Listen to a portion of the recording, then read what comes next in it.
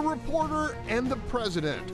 In a battle that's unified the Fourth Estate, Jim Acosta prevails in court and returns to the White House. Will the setback further escalate Donald Trump's ongoing hostility for the press? On Capitol Hill, Nancy Pelosi makes yet another bid for power. Can the 72-year-old liberal return as House Speaker? Or will a new generation of Democrats demand fresh leadership? Overseas, more undeniable evidence a Washington Post columnist was executed by order of Saudi Arabia's crown prince. Will America hold its ally accountable, or will the president continue to look the other way? And here at home, there was breaking news at City Hall as firefighters offered to delay much of a voter-approved pay raise to avoid layoffs. With the ball squarely in his court, will our city's mayor be willing to make a job-saving deal? I'm Greg Grugan, and welcome to What's Your Point, where our panelists call it like they see it. Let's greet them. Starting us off, Republican strategist Jessica Colon.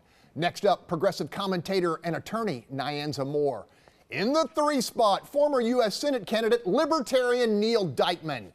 Batting cleanup, longtime super neighborhood leader Tomaro Bell. Next up, businessman and columnist Bill King. And closing us out on the hot corner, Chicano activist and educator Tony Diaz.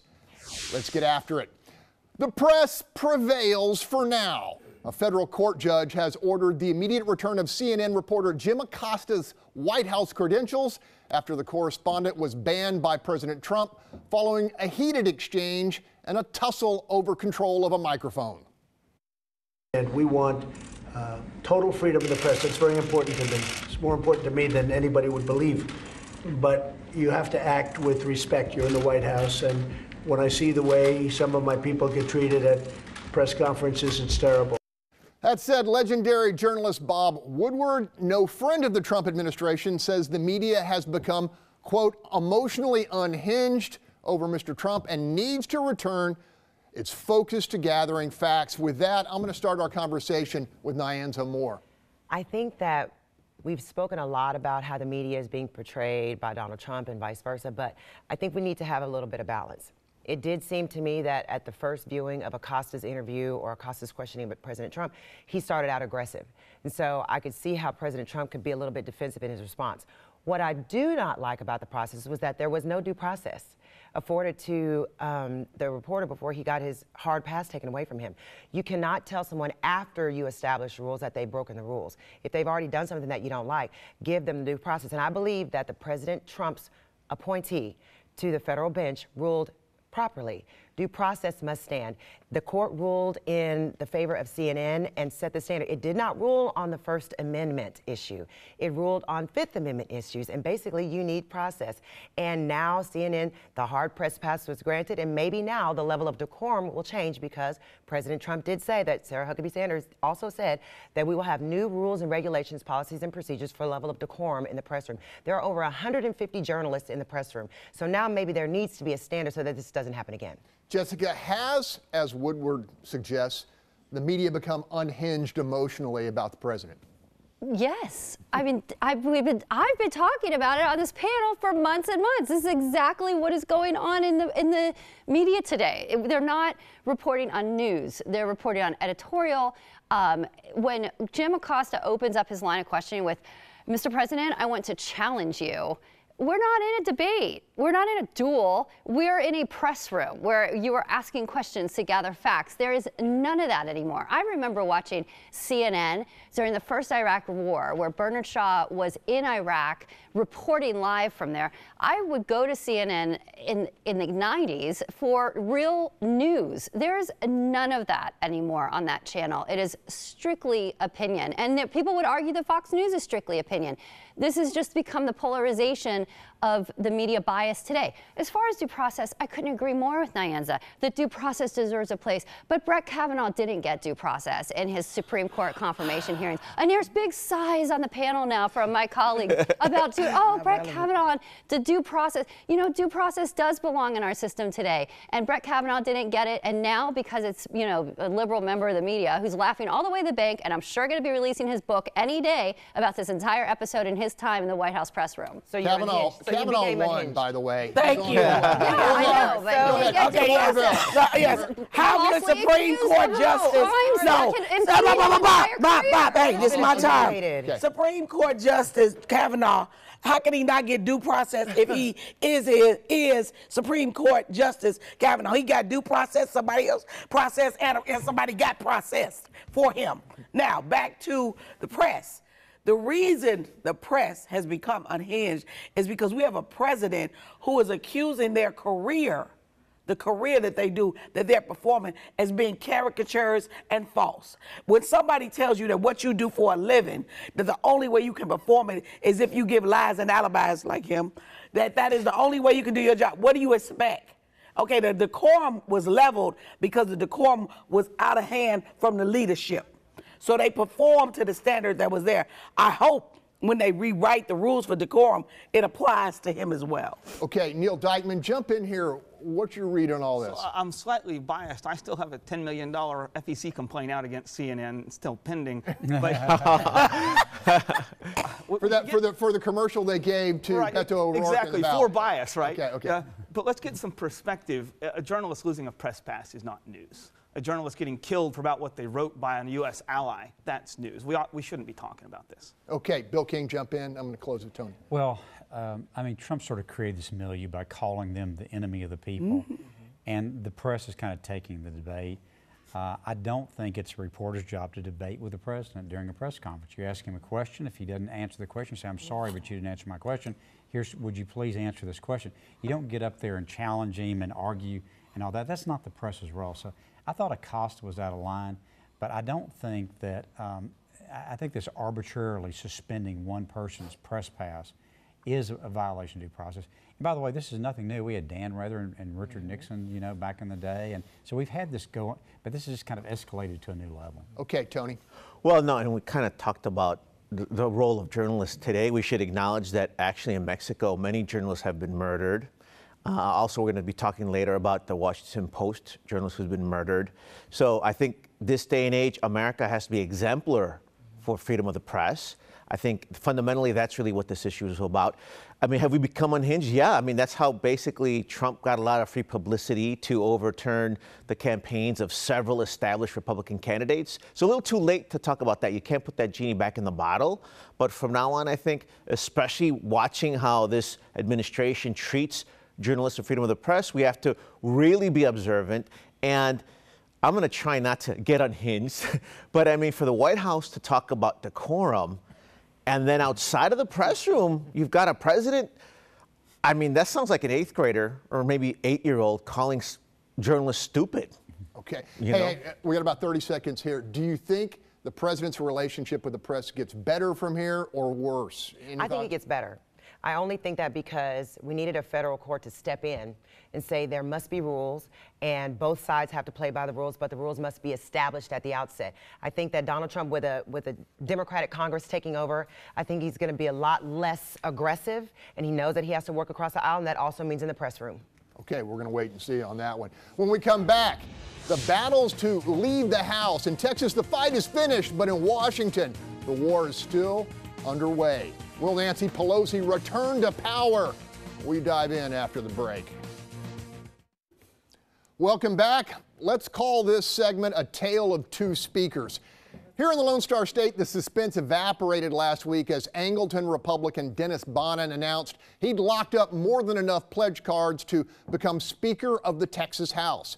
Insiders described the Brazoria County banker and Houston native as intelligent, conservative, and yet respectful of the House's tradition of bipartisan cooperation on core issues. The number one priority will be decided by the members, but having talked to numerous members, I can guarantee you that priority is school finance. It is time Texas took on the challenge of fixing our broken school finance system, and the Texas House will be leading with all of us to get that done. It should be noted 30 Democrats pledged their support to Bonnen to pad his margin of victory. Really want to get your response on this, Jessica Colon. Yeah, you know, Republicans across Texas were very happy with Bonnen capturing the pledges that he needed to likely be voted on the House floor when session begins as the next speaker. It was very important to Republicans that the Republican caucus elect the next speaker and that they hold to that vote. That's the second part of it on the House floor when they vote. That's not what happened in the past with Speaker Strauss, and that caused a lot of consternation within the Republican Party. So there's great unity and enthusiasm, consolidation, solidarity behind Representative Bonin to come in and assume the speaker position when session begins. Okay, Bill King, as the advocate of most things moderate, Bonin's election is being seen as one that is more moderate compared to more conservative members who were vying for the post. Yeah, so I've known Dennis for, I don't know, 20 or 30 years. He was the state representative over in Brazoria County when I was the mayor of Kemah, so I had a lot of chances to interface with him over the years. I think he'll be a great speaker. He absolutely will follow the tradition of the House governing from the middle. It's not going to be that much change from Strauss, so that'll be interesting to see how that plays out with the Senate. You know, Strauss and Patrick were just at each other's throats last election, and I don't see Bonin being much different than Strauss. I mean, he may be a little more conservative, but not a whole lot. So it'll be interesting to see how it plays out. And I'll tell you, the one thing I really liked about it, he said the #1 priority was going to be the school finance, which is the biggest mess we've got in the state right now and needs to be fixed. As an educator, Tony, does that encourage you that this Republican speaker is making it #1 in terms of his priorities? It all sounds great. I want to put Texas first, and I'd like to see both parties work together. However, the devil's in the details, because if you're going to talk about education, where are waivers in there? What about everything that's been wrong with special education, Texas State Board of Education? We're going to have to talk about border security. Again, I don't want to spoil the party before it starts, but in the past, moderate Republicans still supported SB 4, and we're talking education. The line that really bothers me in that bill is that it says that campus police officers, which means college, high schools, must comply with orders from immigration, which in my opinion turns campus police into Border Patrol agents. So again, Ed Emmett, on the way out as from Harris County Commissioner, he warned the Republican Party that they were on the verge of behaving like Pete Wilson from anti-immigrant California movements, who turned Republican California into Democratic bastions. So he warned them to change their tune. Let's see if it happens. We'll see if they tack to the middle some. Okay, meantime, it is far from a done deal in the nation's capital as Nancy Pelosi is mounting yet another campaign to be House Speaker. 17 House Dems have gone public with their opposition to Pelosi, and at least 60 remain uncommitted. The 78-year-old grandmother needs 218 votes, presumably from the roughly 230 seats Democrats control. Pelosi says she was the target of 137,000 Republican ads during the midterms, and that's given some of her members pause. I'm going to go to Neal Dikeman. What do you think about Nancy Pelosi and her prospects? Not exactly the new wave. I think it's fascinating. We just finished to talk about the Texas House and looking for somebody with bipartisan credentials in order to get the speaker's gavel. And here they're just going back to the well, with somebody who'll be over 80 by the time the term is out. This is not the next generation that the Democratic Party or America needs. This is not the reach across the aisle that the U.S. needs. Okay, Nyanza Moore, you like Pelosi for this, or do we need a new face? Does your party need a new face? I don't think it's about the new face. I think it's about a new discussion on our party. I think that when you lead off saying we have a 78-year-old grandmother that might take the speaker's gavel, and when you said somebody older, I mean, I don't know why it's an issue. No one seems to have any contest when there's a man that's over 70 years old. Oh, well, that's not true. Excuse me. And then also, we had Nancy Pelosi champion the Affordable Care Act that protected health care for many Americans at 70 years old. That was with Obama. So I don't think that the issue is her age, it's not her gender, but it has become a gender issue because you are looking at men leading the charge to remove a woman that is in power. And she has already had a discussion with Marsha Fudge, the Democrat from Ohio, where she discussed a succession plan and that possibility that she will take the Speaker's House one more time and then give it up. So the new face, Marsha Fudge, if that means any difference, she's 65. So I guess if you'd be happy with her, is there an age limit for women but not for men? Okay, Jessica Colon, what's your read on the president seeming to say, I can work with Nancy Pelosi as as opposed to someone we don't know or someone to the left of Nancy Pelosi. Your thoughts? Well, you know, I know the president would have liked to have kept the House in this midterm election, but, you know, clearly with the launch of over 80 topics they intend to investigate in this House and the clear obstruction that they're already laying out, the foreshadowing that we're seeing from this House, you know, it will make a good foil for the 2020 presidential race. Nancy Pelosi will never give up the speakership. I have no doubt that this will not be her last term. I have no idea why it would be. It's the most famous thing in politics. Just one more time and then I'm out. That never happens. But will the president be able to work with Nancy Pelosi? You know, he says he will, and I think that he loves to come in and be the contrast to what everybody's expecting. Everyone would be expecting a firefight between the two of them, and he's like, no, I think I could work with her, and it just throws everybody back on their heels. So I have no doubt that he will do everything he can to try to get something out of this Democrat House that they won't give him. Tomorrow, close us out on this. Listen, first off, let's go back to the 78-year-old grandmother. I can't even believe you all using that term. Strom Thurmond had lunch with Methuselah, and nobody said nothing. I don't know what all this hating on senior citizens is all about. Ann was breeding at the time. Listen, I'm sorry, but I think that they should have some fresh blood. I mean it, I'm serious. What happened in Houston and Harris County shows you how people are looking for another way to work together. I just went to an election with the local NAACP, which was really a generational battle. And I think that you should look at, if you want to elevate your party, either both of them, the Democrats and the Republicans, they got to kind of come a little, you know, closer to Neal than they want to. But you got to, you know, get some middle ground here. And I'm not saying that Nancy can't do it, and I'm not saying that Trump will do it, but I just think that they should at least consider some fresh blood. Okay, we're going to leave it there. Next up in Fort Bend County, the Blue Wave busts an historic barrier with election of an African-American district attorney. Can Brian Middleton heal wounds and build trust? Stay with us. Welcome back. When a blue wave washed over Fort Bend County, it left in its wake the first African-American district attorney in the 180 years of the jurisdiction's existence. Veteran prosecutor Brian Middleton won the support of Fort Bend's diverse electorate with a pledge to protect civil rights, ease tension with law enforcement, and hold peace officers who cross the line accountable. He's also looking to dramatically reduce the number of citizens incarcerated for possessing pot. I don't think it's proper to fill our jails up with people who are possessing in low amounts or small amounts of marijuana. What my office will do is that we will have a pretrial diversion program for those that show themselves worthy.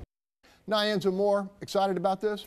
I'm over the moon. I'm over the blue wave. I'm excited. I'm excited. District Attorney Middleton is a breath of fresh air, and he is truly the reflection of the new visual makeup of Fort Bend County. Fort Bend County is one of the most diverse counties in the state of Texas, and it's made up of a strong Hispanic population, Black population, Asian population, and we need to make sure that it's represented in the District Attorney's office. Going ahead and doing pretrial diversions that are going to work, making sure that we have fairness amongst the, let's just say, when the poor people are arrested for possession pot, like you said, then maybe they don't need to be locked up and have a bail set so high that they can't afford to get out. And I think that the same way that District Attorney Ogg in Harris County decided to flip everything and put everything more fair for those lower served communities, I think that's the same thing that DA Middleton is doing. And cheers, cheers, cheers to the blue wave in Fort Bend County. Tomaro Bell, no, you want to speak on this? Yes, congratulations to Mr. and Mrs. Bernard Middleton, my neighbors. That is their son. I'm so proud of you. And what I'm so excited about the changes in the local judicial system down from top to bottom is because of this. The path to prison for the pimping of the public, for the profiteering of private prisons needs to stop. It needs to stop. And I do believe that this change and this blue wave will have a significant effect on that. Tony, you excited about this? No, very much so. No, I mean, of course, let's put this in perspective. It's heartbreaking that these are firsts. You know what I'm saying? That's one thing. But it's going to change lives fundamentally. And I'm glad we brought up the cradle to prison pipeline. Yes. That has to be stemmed. Yes. I think it's about to be stemmed. And we're about to see the power of voting. So I hope that this continues. And I hope that the lives that are changed are going to give back to the community. And I think Texas is going to be greater for all this. Bill, real quickly, you think Fort Bend County swings back, or does this diversity put it in the blue column for a while? Well, actually, Fort Bend is the most diverse county. Well, thank you. I didn't want to go ahead and put it out there. My statistics right, but I was close. Harris County's going to get jealous. Fort Bend is yes. But look, I think that the whole criminalization of drug use, people are just sort of sick of it. I mean, they're sick of the war on drugs. And I don't mean to minimize the harm that causes to people, and especially young people using marijuana is a terrible idea. But this is not solving the problem, you know? What we're doing is not solving the problem, so we've got to figure out another way to do it. Okay, stay with us. There's a lot more of What's Your Point to come. We'll be here all morning, or at least for the next 40 minutes. Okay. We'll be here while you're still sleeping.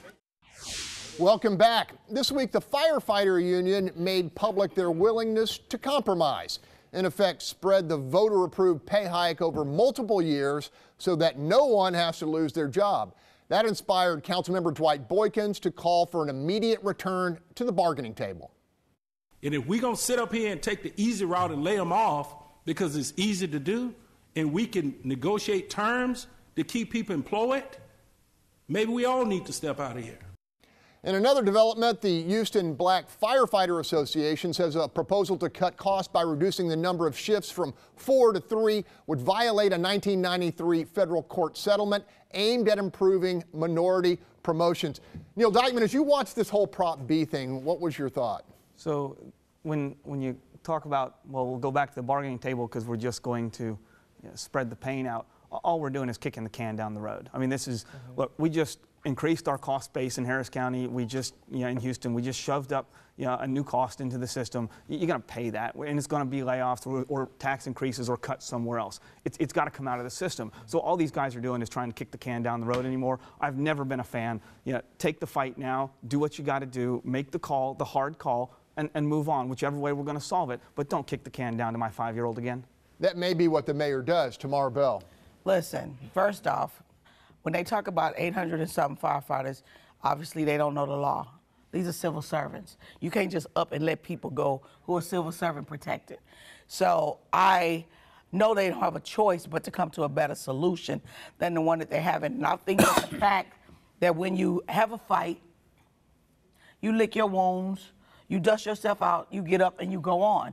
I believe the fact that the firefighters who won are saying, the first one is wave the white flag and say, hey, maybe we can do this a little better, maybe we can negotiate it, shows that there is an ability to not cause harm. Because the thing about it that's upsetting me about this entire thing is everybody think, oh, it's Sylvester and the firefighters. No.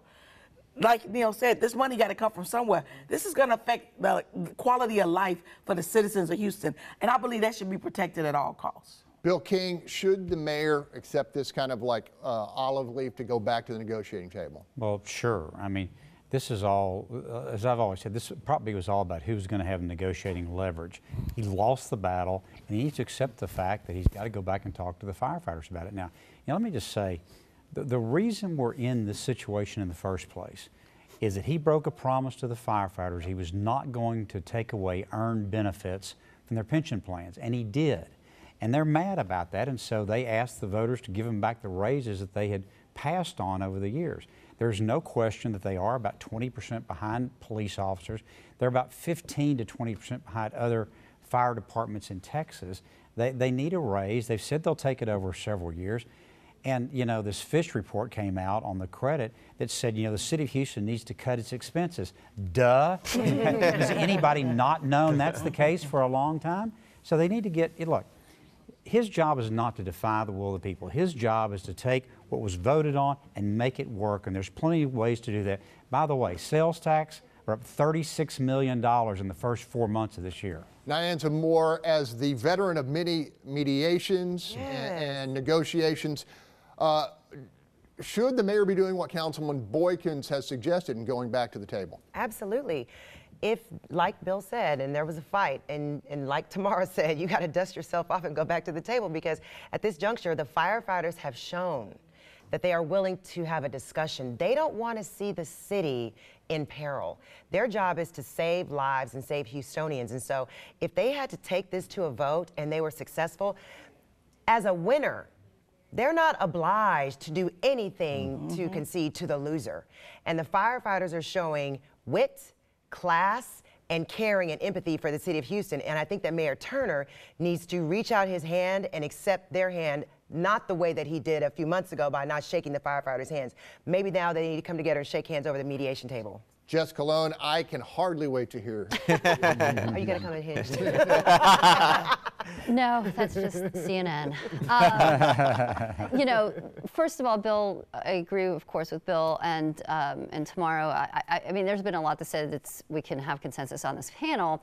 Coming out of the election, it was about who was going to have the negotiating power, and clearly the firefighters were able to hold the margin that they have that win and that authority, but the most damning thing against them was the fact that over 800 people were going to have to be laid off right away, and so for them to immediately, you know, there are absolutes in politics, but it's a very small lane of absolutes, and so you know, they have the chance to come in now and say, okay, hey, let's look at this another way. No one's surprised that they're going to try to spread this out over a longer period of time.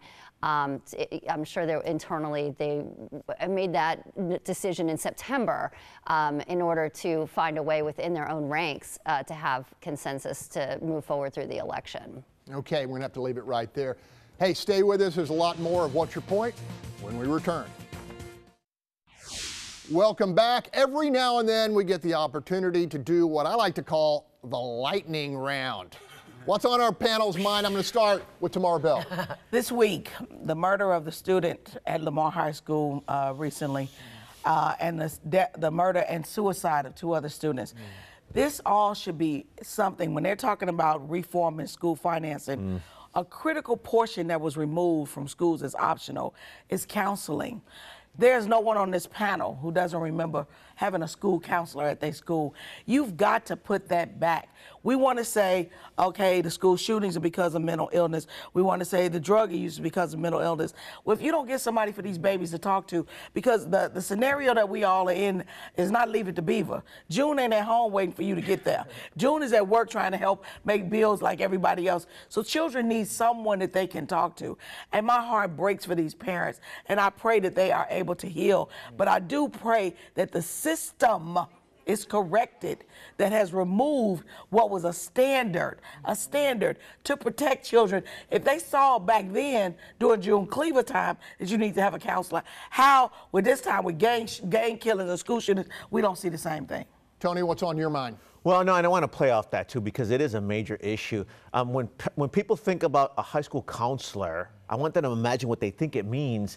Pretty much, these are overworked faculty or staff that wind up filling out schedules and kind of giving ideas on how to pursue a higher education, not really digging in to kids who are being bullied, peer pressure, mental illness. These are all major issues that are plaguing our school system right now. So for me, I agree with what Tomaro was saying. On top of that, right now, we've got an abundance of people who are under stress. Like, you ain't been bullied, like your kids are being bullied right now. You think you were bullied? You think you were a bully? That is nothing compared to what our youth are going through right now. And let me tell you one last thing, too. There was one young lady, I was trying to get into more about understanding the bullying now. She was telling me that she was taunted because she came from a 2-parent household. That was, okay, so that's the state of what our youth are going through. Yes. And I'm sorry, if a kid is acting up in your class, we need a system that can intervene, educate, and make it a teaching moment and change some lives. Okay, we're keeping what we missed, so we'll get around the horn again. But Neal Dikeman, what's at the top of your agenda? School finance. It's the only issue that ought to have gotten talked about in Texas this year. My little daughter is in kindergarten in SBISD, and something close to 30% of that budget is Robin Hooded this year. It's ridiculous. Back when it was first started, it's a small thing. It kind of spreads the pain out and helps us get our finance system working in Texas. Today, it is a backdoor, unconstitutional income tax, and it needs to go. And these guys have been dragging my daughter through the mud because they don't want to deal with it. Okay, Bill King. And just to second what Neal said, that money is not redistributed to other poor school districts. It's basically creating a surplus at the state. It is an outrage and a scam. Well, that's what I mean by backdoor income tax. It's actually flowing like a functional income tax. It's not, they don't have the right to do. I bet we're going to talk about it again. All right. When we come back, damning new evidence in the execution of a Washington Post columnist. Will President Trump continue to do nothing in response? Plus, a major move to protect the Mueller probe squashed in the U.S. Senate. Will it matter in the critical weeks to come? Stick around. Welcome back. New developments in the execution of Washington Post columnist Jamal Khashoggi at the Saudi Arabian consulate in Istanbul. Saudi Arabia's chief prosecutor says he will seek the death penalty for 5 of 11 suspects involved in the murder. 10 other alleged accomplices have been arrested. Uncharged is Crown Prince Mohammed bin Salman, the de facto leader of the Saudi kingdom, and the authority figure multiple intelligence agencies are convinced ordered the assassination. Emerging this week, reports of an audio recording of a call to Riyadh immediately after the killing. The message, quote, "Tell your boss the operation was successful," end quote. Aside from sanctioning the suspects, the Trump administration has taken no formal action against the Saudis or the Crown Prince, leaving intact a deal to sell the kingdom billions of dollars worth of arms and even plotting the extradition of a dissident cleric to placate the Turkish government. Bill King, I want to know what you think about this. Look, the thing that makes the United States exceptional is the fact that we're a country that's founded on ideals. And this is inconsistent with those ideals, the way we're acting right now. And if we go down this road, then this makes us no different than any other imperial power that's ever existed in the world.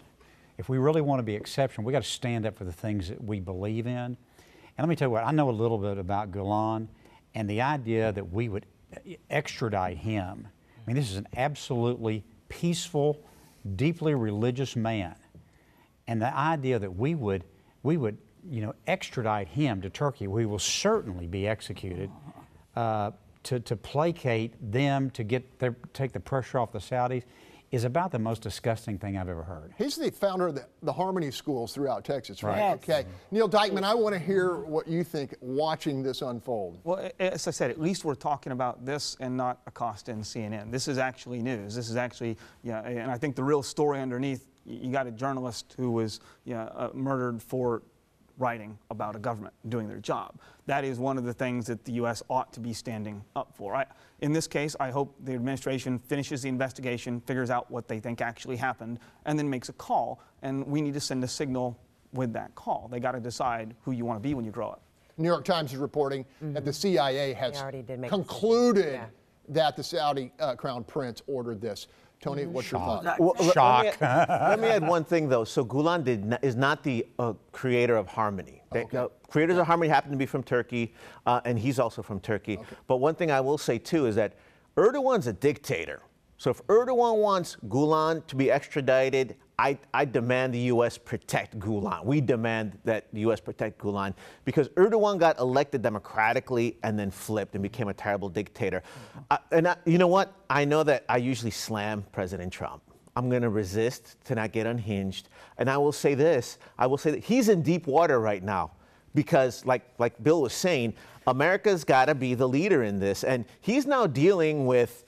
You've got Erdogan, who's a dictator, a Saudi prince who's about to execute people who are the fall guys for the murder that he basically incited. And then Donald Trump now has to go and say that I believe our Secret Service, that this is what's going on. And at the end of the day, we have freedom of speech and freedom of the press on the line as well. I hope he gets this right, because you're right, this is going to brand us as either the exemplar of freedom of speech and democracy or just another empire seeking power. Okay, let's go. Trump dealing with Kim, murderer. Trump dealing with Putin, murderer. Trump dealing with the Saudis, murderer. But we got killers too. Do we have a pattern here? And those are all, I would say, facts, not, anybody want to jump in? Yeah, well, President Trump said this in an early interview when he first was campaigning that, hey, we got killers too. And I think that statement that he made is indicative of his actions right now. He's concerned. He loves the authoritarian regimes. He loves dictators. He respects them. He respects their ability to kill without being committed as an offense. But I think that in this time, his language used for the reason why he doesn't want to go against the Saudis is about money. He wants business in America to go on as usual and deal with the convicts that go ahead and put out hits on people. This is not James Bond. This is not a movie. This is real life. And so what this shows Americans is this. At any time, if you are captured, know that you will be killed, because not only does the United States not negotiate with terrorists, they don't negotiate to protect you from terrorists. Real quick, Bill. You know, Trump has said he's going to do something. We'll see if he follows through. But if you go look at the details of this, Khashoggi actually contacted the Saudi government and said, if I come in and ask your permission to get married, will I be safe? And they assured him he was. And then they sent a team over there to capture him and kill him once they knew he was coming in. It is an awful set of facts. Agreed. An effort to insulate Special Prosecutor Robert Mueller from firing by or interference from the Trump administration was killed this week by Senate Majority Leader Mitch McConnell, who refused to allow a vote on the so-called protection bill. Lame duck Arizona Senator Jeff Flake, a Republican and Trump critic, vowed to block all judicial appointments until the measure reaches the Senate floor. McConnell says there's no indication the president plans to terminate the Mueller probe into Russian meddling and possible collusion. Question, should Mueller get protection from the president? Jessica Colon, I ask you that question. You know, we have been in this investigation for a long time, and there's no smoking gun, and we're still trying to look for something that leads to collusion, and it's going down this rabbit trail of many other things that maybe they say in order to make it logical for them to continue, that it's going to come back to collusion. Should he get protection from the president? The president actually said over the weekend that he personally answered the questions that Mueller had. He said his attorneys didn't do it for him. He finished it, I think, yesterday or Friday afternoon or something. He has said that, you know, he has not taken any action to fire Mueller. You know, I think there's a little bit of legislative jiu-jitsu going on here. Jeff Flake just wants one more bite at the publicity apple before he leaves. So I think there's a lot of other things going on. The president has been accessible to this Mueller investigation. He's answered these questions. He has shown, he's said since the beginning, he's happy to sit down and have a conversation. He's been advised against that. So, you know, I think there's some other things going on here. Here's my question. If the president did nothing wrong and has nothing to fear, why not offer the protection? Go ahead, Tomaro. Damn, this is a yes-no question. Does he need protection? Hell yeah. We just talked about somebody who called ahead, say, I just want to get my girl, get my boo, get married, get hooked up. Will I be okay? Yeah. They had the assassinations lined up at the airport. Of course he needs protection. I mean, that is the answer. Yes, he needs protection because he's going to do whatever. And to show you that the nature of the wolf pack knows the nature of the wolf pack. One of his own, who was his boy, he had never flipped or everything, manifold, could look at, should I trust Trump or should I trust the FBI? Oh, hell, I know Trump. Hey, y'all, what y'all need to know? What y'all need to know? Yes, he needs protection. Real quick, Neal. So I think the story here is actually about the U.S. Senate. We obviously need new leadership at the top of the U.S. Senate. The Senate of 2 decades ago would never have allowed the imperial presidency to keep sliding that direction. They just sent this signal just to make sure everybody understood there are checks and balances in our system. Okay, anybody have anything else? No? Yeah, how old is Mitch McConnell? How old is Mitch McConnell? Yeah, we're talking at the same time, you know, you have 2 subpoenas that were just handed out yesterday that are going to be for Loretta Lynch and for James Comey to testify.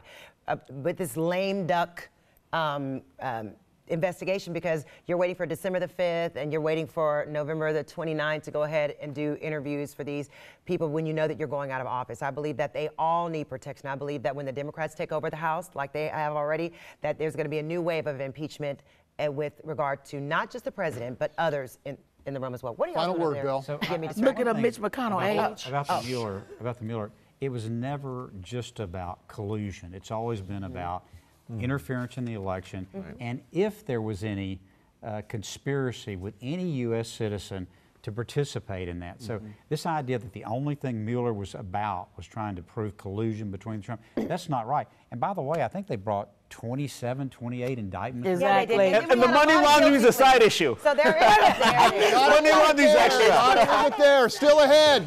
Our panel answers the question, what did we miss? So stay with us.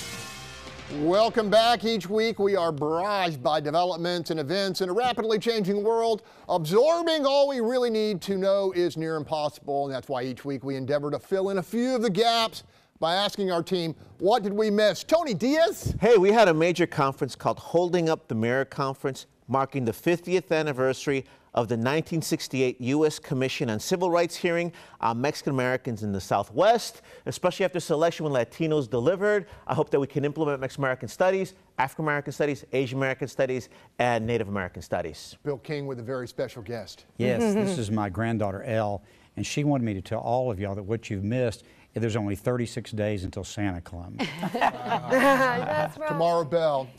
Listen, to the family of Tanya C. Williams, Houston has lost one of its brightest stars, many years in the congressional 18th district seat, and now as recently as the head of the Acres Home Community Center. Tanya, you will be missed, your family deeply in my prayers. Houston, this week is the Super Feast. They are desperately in need of volunteers, in need of supplies, and in need of money. This has become one of the largest feast that they have in the state of Texas. And because of Harvey, the need is great. The work is many, the work is many, the helpers are few. Please contact the citywide Club of Clubs and get online and help them.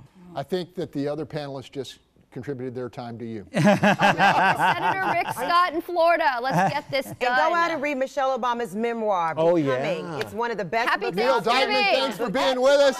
That's all the time we have. Thanks to our team. Remember, keep it right here. Fox News Sunday with Chris Wallace is coming up at the top of the hour, and he's interviewing the president live. And of course, be sure and join us next week for the latest edition of What's Your Point. Have a great week.